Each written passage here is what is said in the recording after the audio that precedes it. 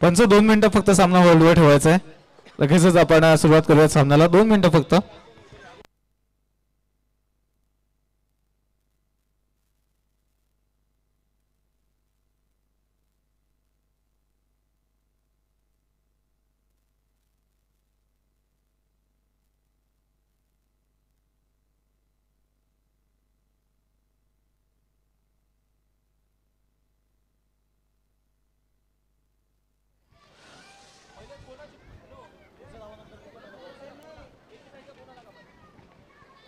चला पंच सामन्याला सुरुवात करावी.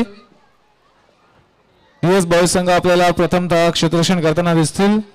3 षटकांची लढत असेल. दोन्ही संघांना देऊया शुभेच्छा, कारण ट्रायंग्युलर फेरी मधलं तिकीट गाठण्याची लढत आहे. पहिलं षटक घेऊन येतात सूरज. पहिला चेंडू अमनला फेस करत असताना काहीसा दबावामध्ये, कारण हाच तो फलंदाज होता. त्याच्या बॅट मधून 5 चौकार आपण पाहिले होते आणि यावेळेस सुद्धा टॅप करण्याचा प्रयत्न, परंतु ताकद हवी तशी उपलब्ध करून देता आलेली नाही. या चेंडू मागे कोणती धाव मिळालेली नाही. निर्धाव चेंडू आणि पहिल्या चेंडूच्या अखेरीस धावसंख्या धावफलकावर लागते, ती म्हणजे 1.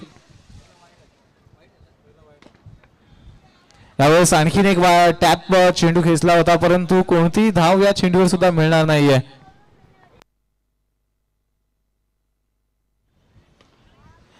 फटका फसलाय. स्ट्राइक मध्ये परिवर्तन होता होता मात्र दुसरी धाव सुद्धा सहजरित्या पूर्ण झाली आहे. 2 अतिरिक्त धावसंख्या मोजाव्या लागतील. ओव्हरथ्रोच्या स्वरूपात सुद्धा धावसंख्या खर्च करावी लागली आहे. यष्टिरक्षकांकडून थोडीशी चूक झाली आणि त्या चुकीची भरपाई मात्र 2 धावसंख्येच्या स्वरूपात द्यावी लागेल. कदाचित विकेट सुद्धा प्राप्त झाली असती.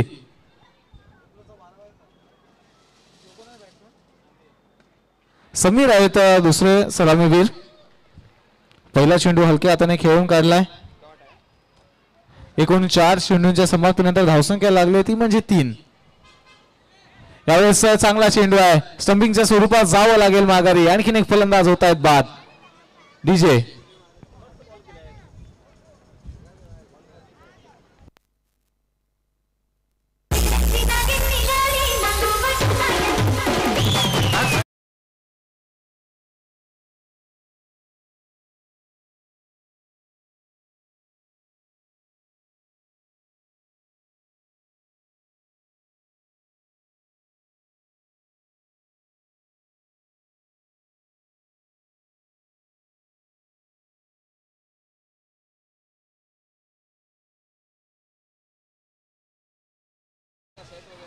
अमनकडे जर जास्तीत जास्त स्ट्राईक आली तर मात्र काहीच वेगळं चित्र या सामन्यामध्ये सुद्धा आपल्याला पाहायला मिळू शकतं.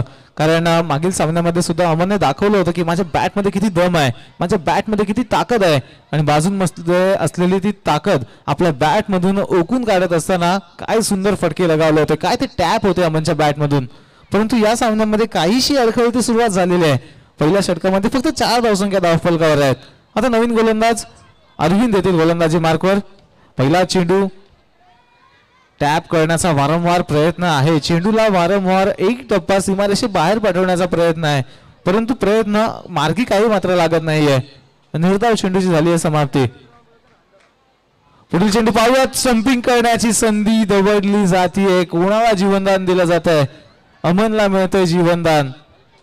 बरेच फलंदाज असे असतात की मिळालेल्या जीवनदानाचा फायदा उचलत असताना ती कॅपिटलाइज करून एक मोठी इनिंग्स खेळत असतात, परंतु आता अमन हे करू शकतील की काय?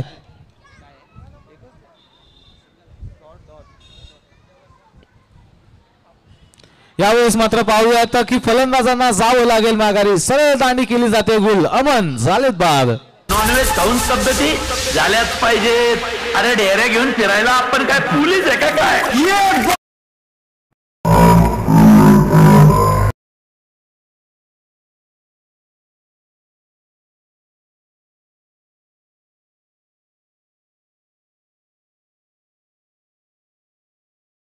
एका क्षेत्ररक्षकाने थ्रो केल्यानंतर बॅकअप सुद्धा चांगलं केलं जात आहे. हे टीमवर्क सुद्धा असायला हवं.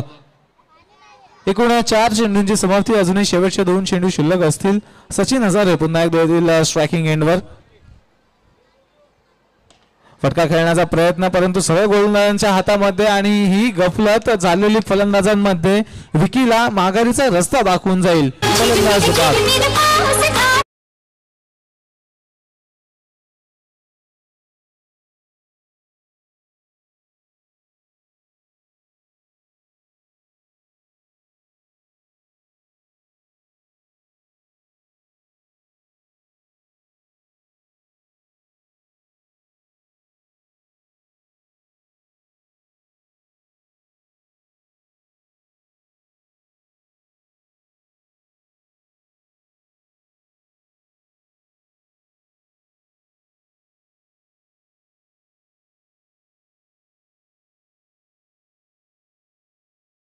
खेळ शिल्लक असेल आणि शेवटच्या षटकामध्ये किती धावसंख्या उभारली जाईल हे आपण पाहूयात.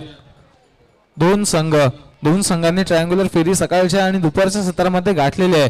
सकाळच्या सत्रामध्ये जर आपण पाहिलं तर अटॅक बॉईज संघाने अतिशय एकाहाती सामने जिंकत असताना पहिल्या सत्रामध्ये ट्रायंग्युलर फेरी गाठली आणि दुसऱ्या सत्रामध्ये जर पाहिलं तर ईश्वर स्मृती संघाने आपल्या उत्तम खेळाची दावेदारी सिद्ध करत असताना ट्रायंग्युलर फेरी गाठली. आणि यावेळेस आता पाहूयात दोन संघ एकमेकांसमोर येऊन ठेपलेले आहेत. रुद्र 11 आणि DS बॉईज हे दोन संघ आहेत. परंतु या सामन्यामध्ये DS बॉईज संघाची पोझिशन काहीशी मात्र वरचढ ठरताना दिसते आपल्याला. 6 धावसंख्या धावफलकावर आहेत. संतोष माने नवीन गोलंदाज, right arm on the wickets. चांगला फटका आहे, टॅप केलाय, परंतु क्षेत्ररक्षण सुद्धा चांगलं आहे. अखेरच्या क्षणी मात्र शरीराचा तोल गेला आणि चेंडू सुद्धा गेला सीमारेषा पार चौकार.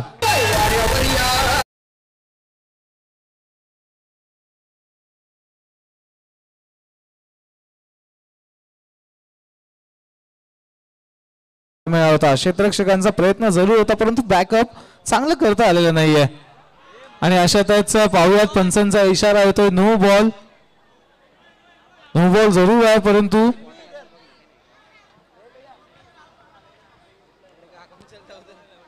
नो बॉल आहे परंतु फलंदाजांना जावं लागेल माघारी.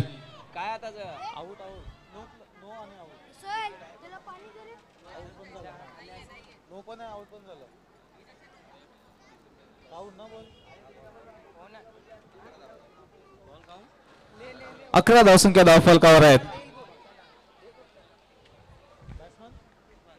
नवीन फलंदाज इरफान. पुन्हा एकदा नो बॉल असेल. पंचांचा इशारा होतोय नो बॉल. अजूनही जर पाहिलं तर 4 चेंडू अजूनही शिल्लक आहेत. 4 चेंडू अजूनही शिल्लक आहेत. एका दुसरा मोठा फटका पुन्हा एकदा सामन्यामध्ये पकड निर्माण करून देईल रुद्र 11 संघाला. परंतु अडचणीमध्ये काहीशा दबावामध्ये येऊन पोहोचलेला आहे रुद्र 11 संघ. वरच्या फळीतील फलंदाज लवकर गमावले आणि वरच्या फळीतील फलंदाजांना लवकर गमावलेला असताना थोडीशी अडचण निर्माण झाली आहे. आणखीन एक चांगला चेंडू आणि आणखीन एका फलंदाजाला व्हावं लागलं.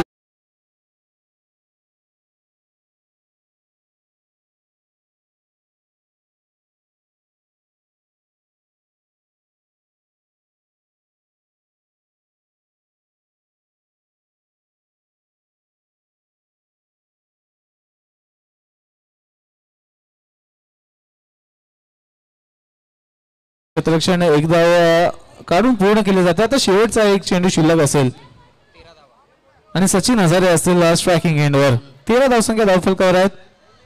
शेवटच्या चेंडूवर फटका लगावला जरूर जातोय परंतु इथे मात्र गफलत होते की काय. गफलत झाली ती म्हणजे यष्टीरक्षकांकडून. कोणतीही धाव जिथे नव्हती तिथे मात्र 2 धावसंख्या मोजाव्या लागतात आणि बघता बघता तिसरी धाव सुद्धा पूर्ण केली जाते. चांगलं प्रेझेन्स ऑफ माइंड फलंदाजांचं आणि 3 धावेनिशी एकूण पहिल्या डावाच्या समाप्तीनंतर धावसंख्या धावफलकावर लागतं त्या म्हणजे 16 आणि एकूण 17 धावसंख्येचं आव्हान असेल.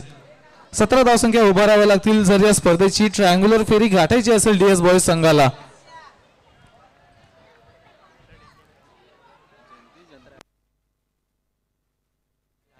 तर मी विनंती करेन की ईश्वर स्मृती संघाचे कर्णधार आणि अटॅक बॉईज संघाचे कर्णधार आपण व्यासपीठावर यायचंय. जसा सामना संपेल जसा डाव संपेल तसा लगेचच ट्रायंग्युलर फेरीचा ड्रॉ सुद्धा आपण करणार आहोत. तर मी विनंती करेन की ईश्वर स्मृती संघाचे कर्णधार आणि अटॅक बॉईज संघाचे कर्णधार आपण यायचंय. DS बॉईज संघ आपण लवकरात लवकर आपली सलामीची जोडी मैदानामध्ये पाठवा. 17 धावसंख्येचं आव्हान आहे. 18 चेंडूंमागे 17 धावसंख्येचं आव्हान आहे.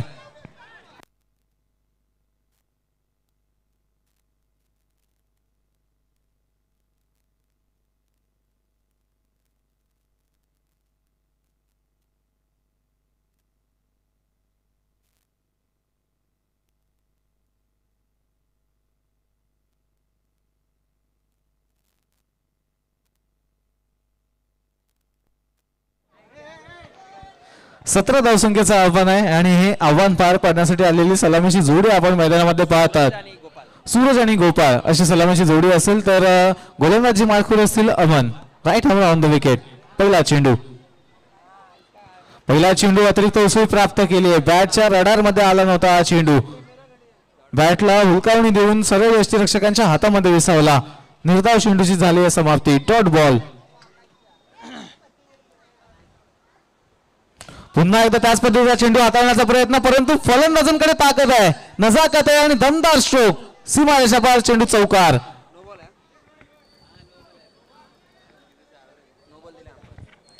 पंचांचा इशारा आलाय की नो बॉल असेल. नो प्लस नाहीये. नो बॉलवर चौकार मिळवला फलंदाजांनी. यावेळेस सुद्धा चांगला फटका. आणखीन एक चेंडूला पाठवलं जातं सीमारेषा पार चौकारासाठी. डीजे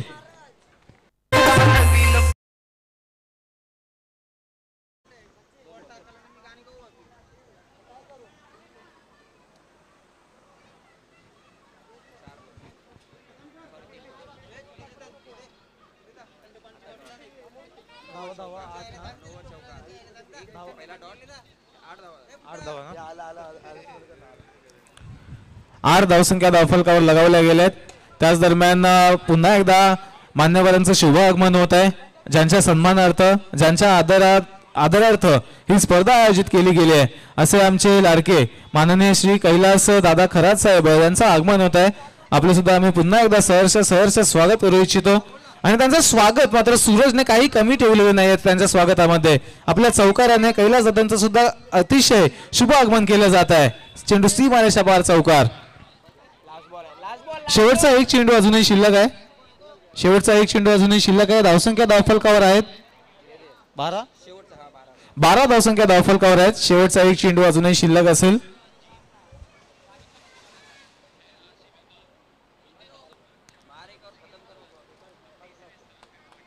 यावेळेस पाहूयात हलक्या हाताने खेळून काढण्याचा प्रयत्न. कोणताही मोठा प्रयत्न नव्हता, कोणतीही घाई नव्हती. 12 धावसंख्या पहिल्या षटकामध्ये मिळवलेल्या आहेत फलंदाजांनी आणि त्यामध्ये मिळवलेले 3 चौकार. फक्त चौकारांनी जिथे अमन पहिल्या सामन्यामध्ये डील करत होते आणि तीच ताकद यावेळेस आता सूरजने सुद्धा दाखवलेली आहे. 12 धावसंख्या पहिल्याच षटकामध्ये मिळवलेल्या आहेत.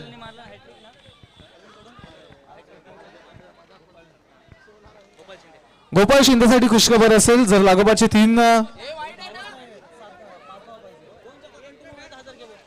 लागोपाठचे 2 चौकार जर आपण लगावले गोपाळ तर 1000 रुपयाचं पारितोषिक अरविंद यांच्या माध्यमातून पुरस्कृत करण्यात आलेलं आहे. यावेळेस बॅटची कडा घेतली परंतु पंचांचा इशारा आपण पाहूयात. पंच इशारा करतात की हा चेंडू असेल नो बॉल. पंचांचा इशारा आलाय नो बॉल.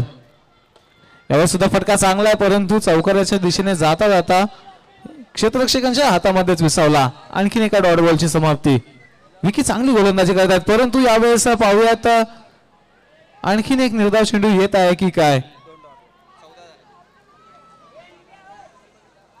लागोपाठचा दुसरा चेंडू निर्धाव आलाय.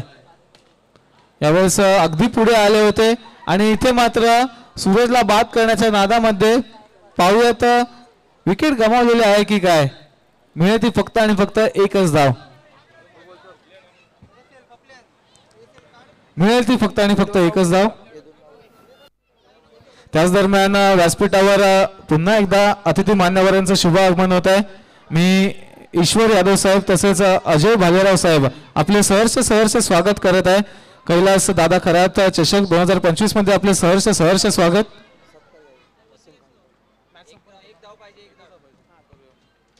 यावेळेस पंचांचा इशारा आलाय नो बॉल आणि या नो बॉलवर मिळालेला एका धावेने सामना जिंकतोय आणि ट्रायंग्युलर फेरीमध्ये प्रवेश करणारा तिसरा संघ ठरतोय. स्वतः आयोजन करते DS बॉयज संघ. आपले हार्दिक अभिनंदन. चला तर तिन्ही संघाचे कॅप्टन आपण या लवकरात लवकर व्यासपीठावर. ईश्वर स्मृती, DS बॉयज आणि अटॅक बॉयज तिन्ही संघाच्या संघनायकांना विनंती असेल आपण यायचं व्यासपीठावर.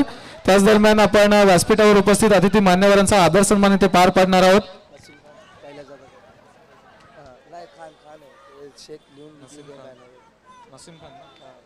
तर मी विनंती करेन की नसीमबाई खान आपण आपला आदर सन्मान स्वीकारावा.